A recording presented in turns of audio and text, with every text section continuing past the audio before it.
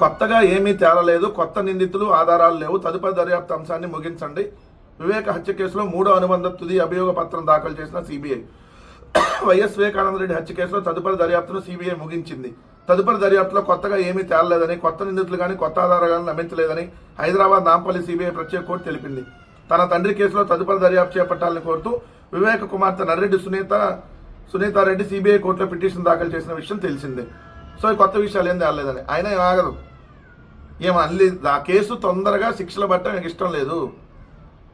ఎందుకంటే గొప్ప కూతురు, ఇట్లాంటి కూతురు మనం జీవితంలో చూడం, వద్దు కూడా ఇట్లాంటి గొప్ప కూతురు మనకి.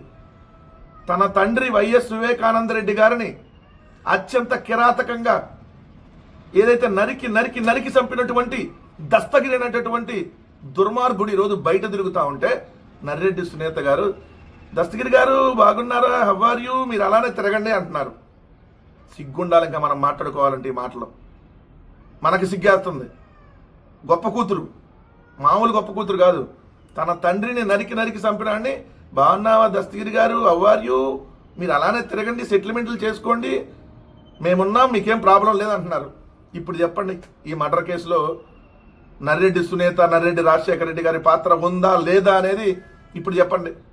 ఏమో ఇంకా కోర్టులకు వెళ్ళి ఇంకా ఈ కేసును సాగదీస్తా, ఇంకా వాళ్ళకి శిక్షలు పడాలి, వీళ్ళు శిక్షలు పడాలంటాం తప్ప అసలైనటువంటి వాడు నడి రోడ్డు మీద తిరిగి సెటిల్మెంట్లు చేస్తూ ఉంటే వాళ్ళ గురించి మాట్లాడరు. అది దస్తగిరిని కాపాడుతున్నటువంటి నర్రెడ్డి సునీత, నర్రెడ్డి రాజశేఖర రెడ్డి. ఇది కదా అసలు మతలబు.